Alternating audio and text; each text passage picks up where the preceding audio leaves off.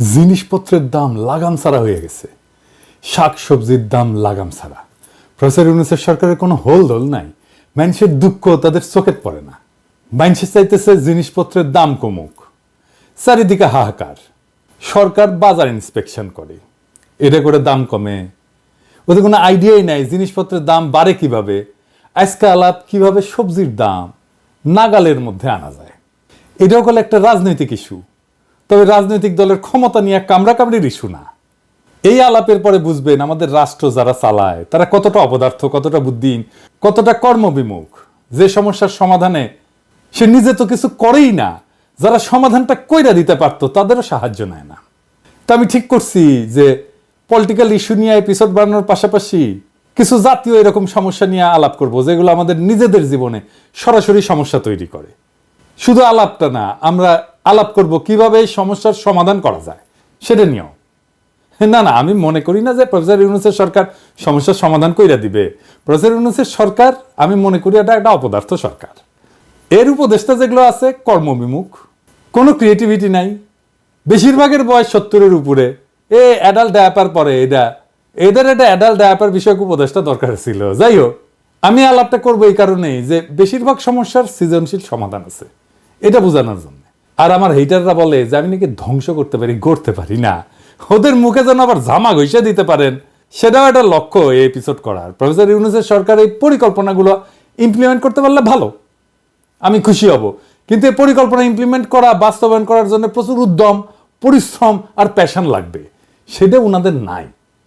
আসেন আজকের সমস্যা নিয়ে আলাপ করি। আলাপে ঢুকি আর কি, পণ্য পরিবহনের চাঁদাবাজি, যার জন্যে 15 টাকার সিম 4 গুণ বেশি দামে 60 টাকায় বিক্রি হয়, সেটা কিভাবে কমায় আনা যায়। খুবই সলিড পরিকল্পনা, আপনারা নিজেরাও বুঝবেন যে হ্যাঁ আসলেই এভাবে কমানো সম্ভব। এই নিউজটা দেখেন কি বলতেছে, এডিটর সাহেব এটা দেখায়েন কি বলতেছে। সারা দেশে কৃষকের কাছ থেকে 15 টাকায় 1 কেজি সিম কেনা হয়, মানে কৃষক পায় 15 টাকা। ঢাকায় আসার পরে এই সিম বিক্রি হয় 60 টাকা কেজিতে। নিত্য পণ্যের এই অযৌক্তিক অস্বাভাবিক দাম বাড়ার পেছনে রয়েছে সড়ক মহাসড়কে অনিয়ন্ত্রিত চাঁদাবাজ চক্র। এছাড়া এর জন্য সিন্ডিকেটের দৌরাত্ম্য দায়ী। তো বলা হইতেছে বিভিন্ন এলাকায় অভিযান চালায় 8টা গ্রুপের চাঁদাবাজ চক্রের সক্রিয় 51 সদস্যকে গ্রেপ্তার করছে র‍্যাব 2 এবং 3। ওই সময় হাসিনা ছিল, এটা কিন্তু হাসিনার আমলের ঘটনা। এই সময় তাদের কাছ থেকে চাঁদা আদায় নগদ 1,12,306 টাকা, রশিদ, লেজার রশ্মির লাইট, 6টা জ্যাকেট, 4টা আইডি কার্ড এবং 41টা মোবাইল ফোন জব্দ করা হয়।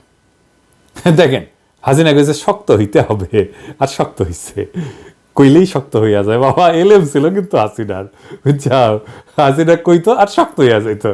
বাহ, তো যাই হোক, এভাবে শক্ত হইয়া কি চাঁদাবাজি বন্ধ হইছে? হয় নাই, হবেও না।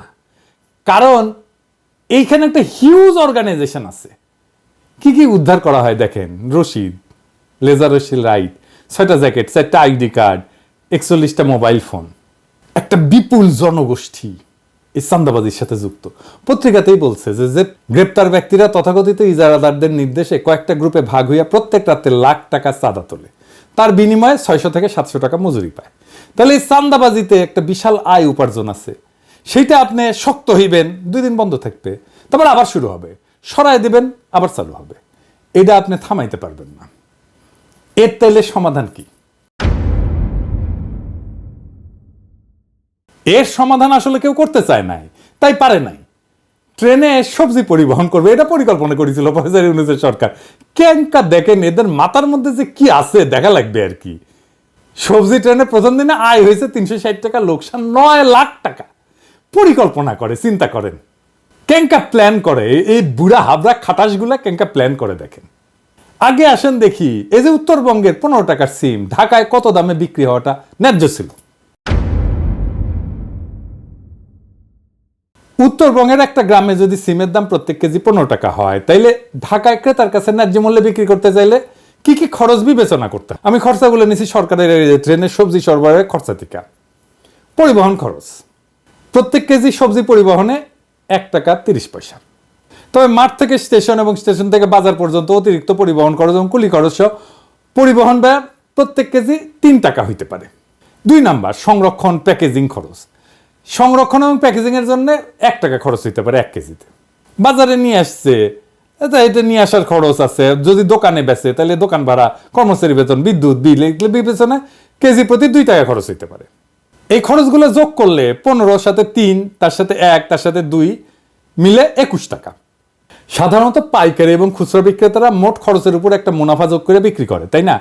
তো ধরা যাক মোট খরচের উপরে 20% মুনাফা যোগ করা হইল, তাইলে 4 টাকা 20 পয়সা হয় আর কি, 21 টাকার 20%। তাইলে ন্যায্য খুচরা মূল্য হবে 21 টাকা প্লাস 4 টাকা 20 পয়সা, মানে 25 টাকা 20 পয়সা। তার মানে ঢাকায় ক্রেতার কাছে সিমের ন্যায্য খুচরা মূল্য প্রত্যেক কেজি 25 থেকে 26 টাকার মধ্যে হওয়া উচিত। এটা যদি 30 টাকাও হয় তাও এখনকার অর্ধেক দামে নেমে আসে কিন্তু দাম।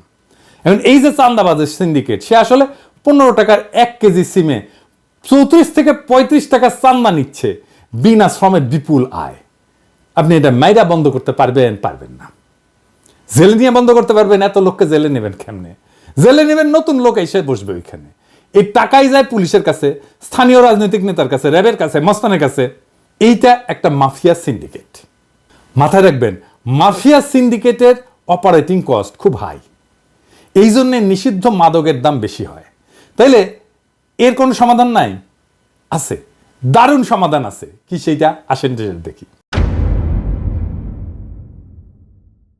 আপনি হিউজ চাঁদা তোলার অর্গানাইজেশন ওন করেন সরকারিভাবে, এটা একটা রেগুলেশনের মধ্যে নিয়ে আসেন। এটা সরকারি ট্যাক্স কালেকশন অর্গানের মর্যাদা পেলে পুলিশকে, রাজনৈতিক নেতাকে, মস্তানকে চাঁদার ভাগ দিতে হবে না। সরকার রেভিনিউ পাবে, একটা শৃঙ্খলা আসবে। আইডিয়ালি শাকসবজির আভ্যন্তরীণ পরিবহনে ট্যাক্স দেওয়ার রীতি কোথাও নাই, কোনো দেশে নাই। কিন্তু কি করবেন, আমাদের দেশে একটা বিকট সিস্টেম দাঁড়ায় গেছে, আপনি ইনহেরিট করছেন। এটার একটা ইনোভেটিভ সলিউশনের মাধ্যমে তো রেগুলেশনের মধ্যে না আনলে আপনি তো এটা কোনোভাবে বন্ধ করতে পারবেন না, পারেন নাই, ইতিহাস সাক্ষী। তো কাজটা কিভাবে হবে আসেন সেটা একটু বুঝি। কারা কারা চান্দা তোলে তাদের তালিকা পুলিশের কাছে অবশ্যই আছে, না থাকলে তালিকা করতে হবে, এদেরকে ডাকতে হবে, মানে নেতাদেরকে বলতে হবে ভয় নাই, ডর নাই, সরকার তোমাদেরকে সাহায্য করবে, এই কাজটাকে অফিসিয়াল করে দেবে, তোমরা সরকারি কাজের সহায়ক হিসেবে মর্যাদা পাবা, তোমাদের এই চান্দা কালেক্ট করার সিস্টেম করে দেবো, ইলেকট্রনিক পেমেন্ট আর বারকোড প্রিন্টিং একই সাথে চলবে। পেমেন্ট নিবা, বারকোড দিয়ে সালার উপরে বসাই দিবা ধাম করে, পণ্যের ধরন আর ওজনের উপরে ট্যাক্স বা চান্দা নেওয়া হবে। তারা ট্যাক্স কালেক্টরের পোশাক পরবে, যারা ট্যাক্স কালেক্ট করবে সরকারি পোশাক। চান্দাবাজির সমস্যার প্রাতিষ্ঠানিক সমাধান হবে। এই সিস্টেমে ট্রাক বা গাড়ির রেজিস্ট্রেশন নাম্বারও স্ক্যান করা হবে, চালানের পরিমাণ অনুসারে একটা নির্দিষ্ট ফি নেওয়া হবে। পুরো প্রক্রিয়াটা ইলেকট্রনিক, স্বচ্ছ এবং ট্র্যাকেবল হবে। ইলেকট্রনিক রসিদ সিস্টেম যদি চালু হয় তাহলে অবৈধ চাঁদাবাজি এমনিতেই বন্ধ হয়ে যাবে। প্রাথমিকভাবে কয়েকটা গুরুত্বপূর্ণ রুটে, যেমন ধরেন উত্তরবঙ্গ থেকে ঢাকা বা চট্টগ্রাম, এই মডেল চালু করা যেতে পারে। পণ্য পরিবহনে কিউআর কোড বা বারকোড যুক্ত ট্যাক্স রসিদ ব্যবহার বাধ্যতামূলক করতে হবে। সরকারি ডেটা সিস্টেমে তাহলে প্রত্যেকটা পরিবহন এবং পণ্যের হিসাব স্বয়ংক্রিয়ভাবে অন্তর্ভুক্ত হয়ে যাবে।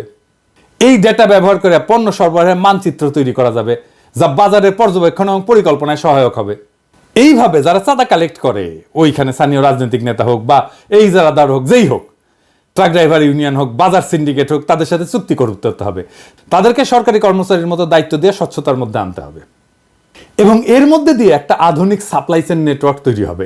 এবং যেখানে এই যে মধ্যস্থতাকারী, যেগুলো যারা মূল টাকাটা খেয়ে নেয়, তাদের সংখ্যা কমে যাবে।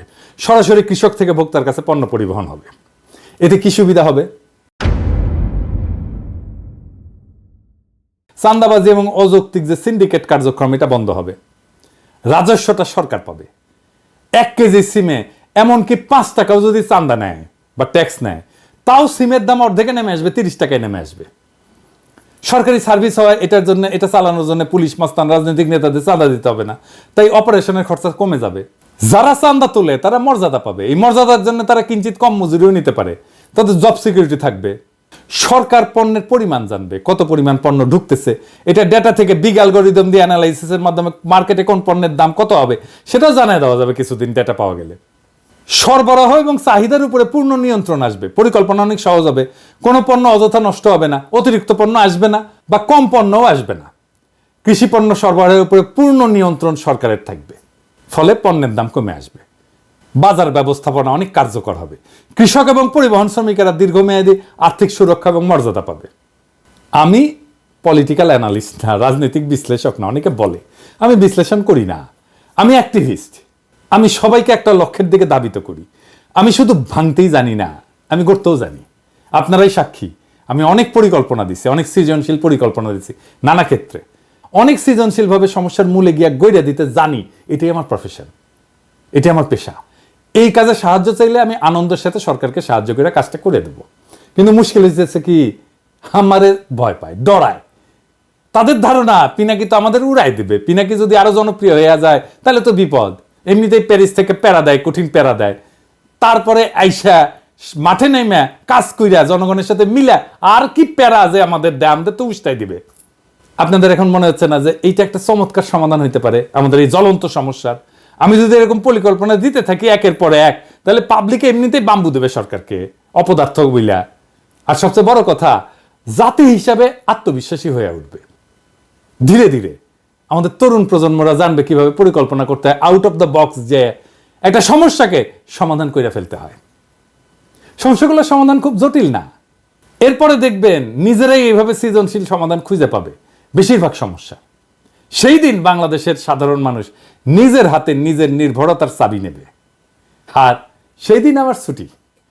সেই দিন ওই যে কোলাহল করি সারাদিন মান, কারো ধ্যান ভাঙিব না, নিশ্চল নিশ্চুপ আপনার মনে পুরিব একাকী গন্ধবিদুর ধূপ, আপনাদের সুখের সংসারে গ্যাঞ্জাম বাধাইতে আসবো না। আমার নাম দিছে বিএনপির লোকেরা, আমি নাকি গ্যাঞ্জাম ভট্টাচার্য, আমি খালি গ্যাঞ্জাম করি। তবে আমি বাঙ্গু এলিটদের কাছে মূর্তিমান আপদ হিসেবে বিবেচিত হইলেও বাংলাদেশের সাধারণ মানুষ আমার কথা মনে রাখবে অনেকদিন। ওইটাই আমার বিজয়, ওইটাই বাংলাদেশের সাধারণ আম জনতার বিজয়, ওইটাই বাংলাদেশের দরিদ্র মানুষের বিজয়, যাদের বিজয় বাঙ্গু এলিটেরা ছিনাই নিছে বারে বারে। ওরা একদিন ঠিকই নিজের বিজয়কে নিজেই রক্ষা করতে পারবে। সেই দিন আমাদের মুক্তি। ইনকিলাব জিন্দাবাদ।